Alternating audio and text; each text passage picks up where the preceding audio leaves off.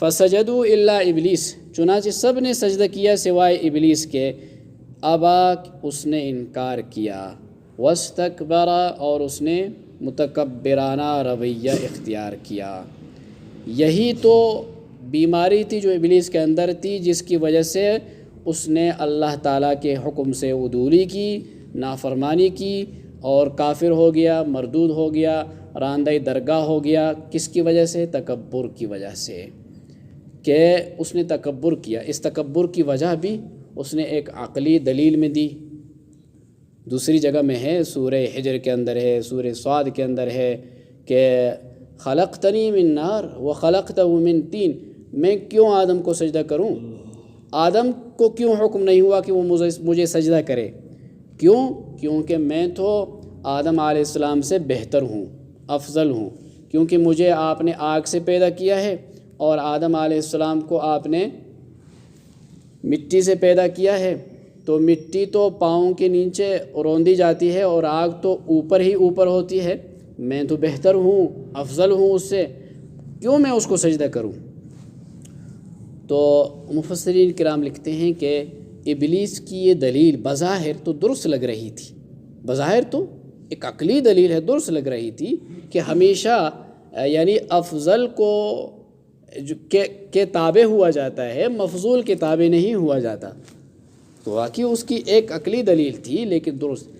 لیکن ہمیں اس سے یہ سبق ملتا ہے کہ جب اللہ کے کسی حکم کا، عقل کا اللہ کے کسی حکم کے ساتھ ٹکراؤ ہو جائے، عقل کا اللہ کے کسی حکم کے ساتھ ٹکراؤ ہو جائے، تو پھر وہاں عقل کی بات نہیں ماننی، وہاں پھر اللہ کے حکم پر عمل کرنا ہوگا۔ اگر عقل کی بات مانی، اللہ کے حکم کو چھوڑ دیا جو عقل میں آنے والا نہیں تھا، تو پھر وہ انسان ابلیس کی طرح گمراہ ہو سکتا ہے۔ جیسے ہمارے یہاں موجودہ زمانے میں ہم جیسے نیم پڑھے لکھے لوگ، وہ جب ان کے سامنے شریعت کا کوئی حکم آ جاتا ہے، وہ اپنی عقل کی ترازو میں اس کو پرکھتے ہیں، یار ایسا تو نہیں ہونا چاہیے، ایسا کیوں ہوا، اس کو تو حلال ہونا چاہیے، اس کو حرام ہونا چاہیے، اس کو جائز ہونا چاہیے، اس کو ناجائز ہونا چاہیے۔ اپنی عقل میں اس حکم کو جو ہے ٹٹولتے ہیں، اور پھر عقل میں بات آ گئی، ہاں واقعی یہ درست ہے، تو پھر اس پر عمل کرتے ہیں۔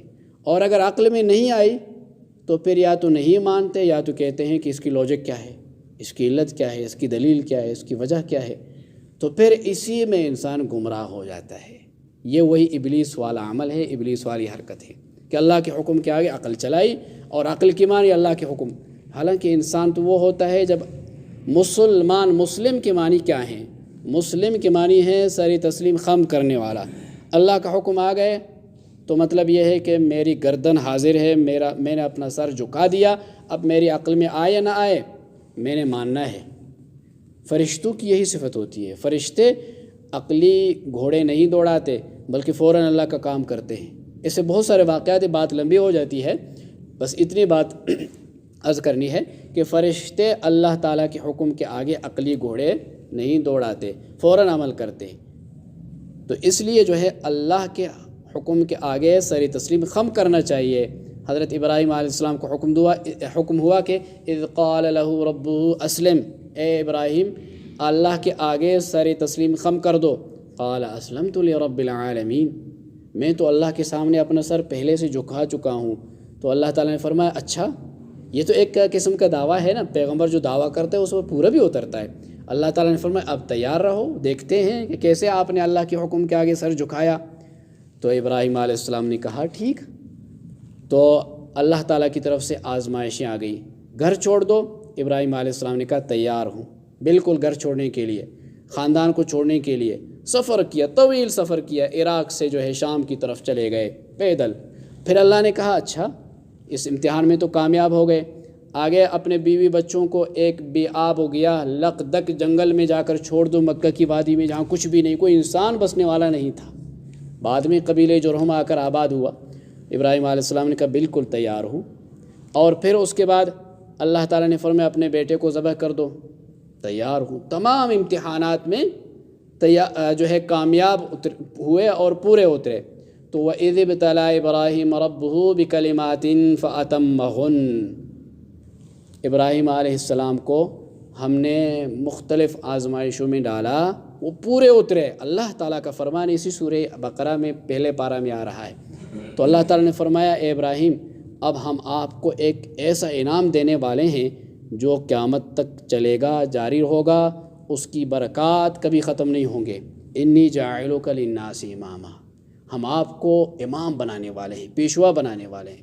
آج ہر قوم، ہر دھرم میں ابراہیم علیہ السلام کا احترام کیا جاتا ہے۔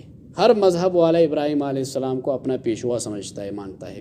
یہاں تک کہ مشرک بھی کہتے ہیں ابراہیم علیہ السلام ہمارے ہیں، یہودی بھی کہتے ہیں، عیسائی بھی کہتے ہیں، ہندو بھی کہتے ہیں ابراہیم علیہ السلام ہمارے ہیں۔ تو بہرحال یہ انعام اللہ تعالیٰ نے ان کو دیا کہ وہ پورے اترے تھے، کیونکہ وہ پکے مسلمان تھے۔ ہاں، ما کان ابراہیم یہودیا ولا نصرانیا ولکن کان حنیفا مسلما، ابراہیم علیہ السلام نہ یہودی تھے نہ عیسائی تھے، ولکن کان حنیفا مسلما، پکے مسلمان تھے، پکے مسلم تھے۔ تو پکا مسلم وہ ہوتا ہے جو اللہ کے حکم کے آگے سر جھکاتا ہے، سر تسلیم خم کرتا ہے۔ تو ابلیس نے جو ہے عقلی دلیل جو ہے بیان کی، اس لیے وہ گمراہ ہو گیا۔ پھر بھی مفسرین کرام فرماتے ہیں کہ اگر عقل کو اللہ کے حکم کے تابع بنایا جائے تو عقل بھی یہی کہے گی کہ اللہ کا حکم بالکل عقل کے مطابق ہے۔ اگر عقل صحیح ہو، عقل سلیم ہو، تو مفسرین کرام فرماتے ہیں ابلیس کی یہ دلیل بظاہر تو اچھی تھی لیکن حقیقت اچھی نہیں تھی، کیونکہ ابلیس نے کہا کہ میں اچھا ہوں، آگ مٹی سے اچھی ہے، تو حالانکہ آگ مٹی سے اچھی نہیں ہے کئی اعتبار سے۔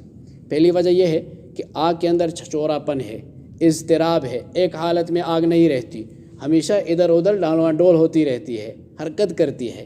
اور مٹی میں جو ہے یعنی کہ سکون ہے، قرار ہے، ایک جگہ رہتی ہے۔ تو انسان کو چاہیے کہ وہ ثابت قدم رہے، کبھی ادھر کبھی ادھر نہ رہے۔ تو مٹی اس اعتبار سے آگ سے بہتر ہو گئی۔ اور دوسری بات یہ ہے کہ مٹی کے اندر عاجزی ہے، اس کا اثر حضرت آدم علیہ السلام کے اندر ظاہر ہوا کہ انہوں نے اپنی غلطی کا اعتراف کیا کہ ربنا ظلمنا انفسنا وان لم تغفر لنا وترحمنا لنکونن من الخاسرین، تو میں نے خطا کیا، مجھ سے غلطی ہو گئی۔ تو آدم علیہ السلام کی توبہ قبول ہو گئی۔ اور ابلیس آگ کے اندر چونکہ وہ نہیں ہے، عاجزی نہیں ہے، تکبر ہے، تو اس کا اثر ابلیس میں ظاہر ہوا کہ ابلیس نے جو ہے قیامت تک وہ ابلیس اپنی غلطی ماننے کے لیے تیار نہیں ہوگا۔ قیامت تک واقعہ لکھا ہوا ہے کہ حضرت موسیٰ علیہ السلام اللہ تعالیٰ سے ملاقات کرنے کوئی طور کی طرف جا رہے تھے، تو ابلیس راستے میں ملا کہ اللہ سے پوچھو کہ کیا میرے لیے اب بھی توبے کا کوئی طریقہ ہے؟ تو جب موسیٰ علیہ السلام نے وہاں اللہ تعالیٰ سے عرض کیا تو اللہ تعالیٰ نے فرمایا ہاں بات بہت آسان ہے، جا کر حضرت آدم علیہ السلام کی قبر پر سجدہ کریں تو تمہاری توبہ قبول ہو جائے گی۔ اس نے کہا جب زندہ تھا سجدہ نہیں کیا اب کیا سجدہ کروں، جب زندہ تھا سجدہ نہیں کیا اب کیوں سجدہ کروں؟ یعنی اس تکبر کی وجہ سے وہ اپنی غلطی کبھی نہیں مانے گا۔ اور تیسری وجہ یہ بیان کی جاتی ہے کہ مٹی آگ سے بہتر ہے کہ حدیث شریف میں آتا ہے کہ جنت بڑی زرخیز ہے، جنت کی مٹی بڑی زرخیز ہے، جنت میں مٹی ہے آگ نہیں ہے، جنت میں مٹی ہے آگ نہیں ہے، اور جنت اچھی جگہ ہے، وہاں خراب چیزیں نہیں ہوتی۔ تو مٹی اچھی ہوئی، آگ اچھی ہوئی، مٹی اچھی ہوئی۔ اور چوتھی وجہ یہ بیان کی جاتی ہے کہ آگ محتاج ہے مٹی کا، نہ کہ مٹی محتاج ہے آگ کا۔ آگ محتاج ہے مٹی کا کہ جہاں آپ آگ روشن کرتے ہو وہاں اس محل میں، اس جگہ میں مٹی تو پڑی ہوتی ہے، لیکن جہاں مٹی ہوتی ہے ضروری ہے وہاں آگ ہو۔ تو یہ تو محتاج ہوا، تو اس کو چاہیے کہ وہ اس کو سجدہ کرے۔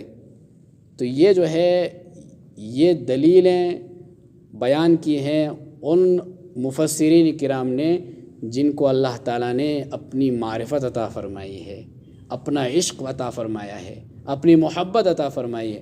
یہی وجہ ہے حضرت مولانا، یہ آخری بات انشاءاللہ بیان کر کے بات کو ختم کرتے ہیں۔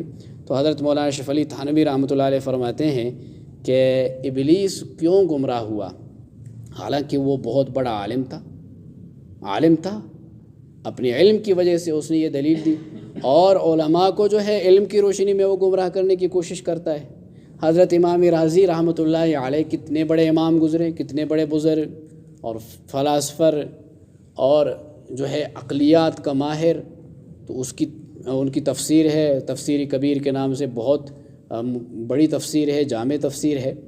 تو امام رازی کے موت کے وقت شیطان آیا اور اللہ کی وجود کا انکار کرنے لگا۔